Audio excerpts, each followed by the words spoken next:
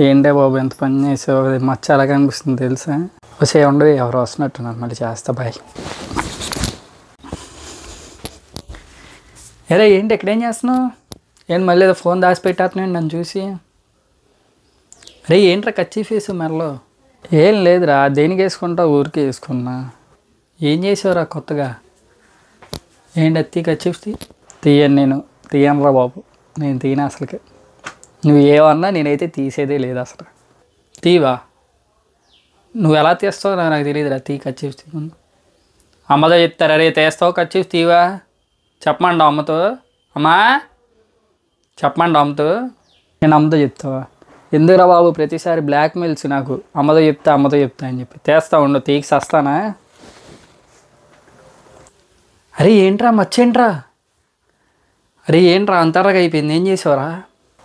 ఈ మచ్చ ఏం లేదురా, నా లవర్ ఉందని చెప్పా కదా, ఆ అమ్మాయి నన్ను కిస్ చేసిందిరా నిన్న నైట్, అందుకనే అలా పడింది మచ్చ. ఏంటి నీ లవర్ లవ్ బయట ఇచ్చిందా?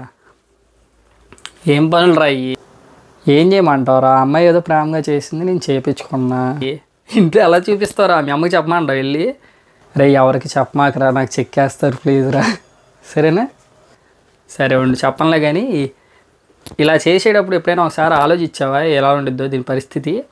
దాంట్లో ఏముంది? నీకు మరీ కుళ్ళు ఎక్కువైపోయింది రా బాబు, నీకు లవర్ లేదని చెప్పేసి ఎవరినైనా లవ్ చేసి తగలాడచ్చుగా, ఎంతసేపు నన్ను దుబ్బుతో కూర్చొని. ఇది చేస్తే ఎలా ఉండిద్దో చెప్పమంటావు? నీకు ఏంటి దీనికి కూడా ఉన్నాయండి అయ్యా? అవును ఉన్నాయి, నేను ప్రతి గురించి చెప్తాను కదా, ప్రతి విషయం గురించి. ఈరోజు కూడా ఈ విషయం గురించి చెప్తాను. ఎంతసేపు ఏదో చెప్పకుండా ఉండలేవేంటి? చెప్పు, ఏం చేస్తావు? చెప్పి తగలాడు. దాన్ని ఏమంటారన్నావు? లవ్ బయట.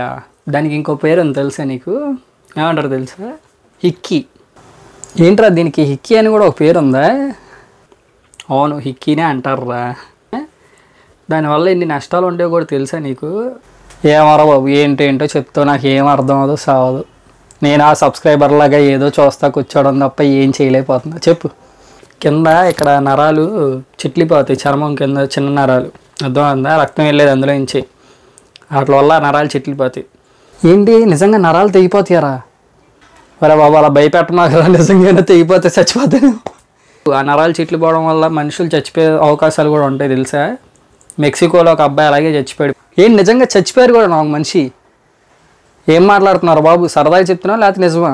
17 ఏళ్ళ అబ్బాయి వాళ్ళ గర్ల్ ఫ్రెండ్ ఇక్కడ లవ్ బైట్ ఇచ్చిందంట. ఏంటి 17 ఏళ్ళ అబ్బాయి చచ్చిపోయాడా?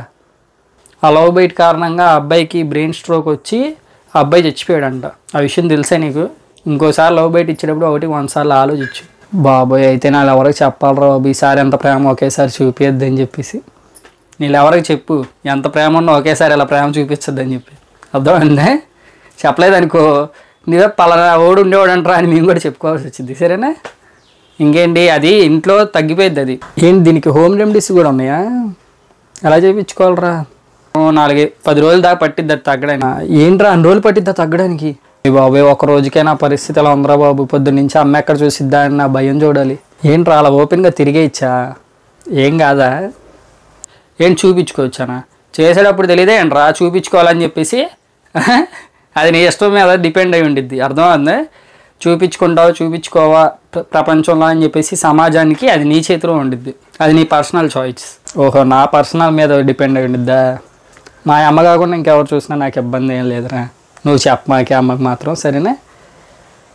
ఏం చేస్తానా? ఇదిగో ఏం చేస్తాను, ఇలా వేసుకొని తిరగడం, ఏం చేసేదే మాకు. ఇంకా దేనికి దాస్తున్నావు? అంతా అయిపోయాక ఇప్పుడు దాచుకొని ఏం ప్రయోజనం? తీయా కచ్చిఫ్ తీ.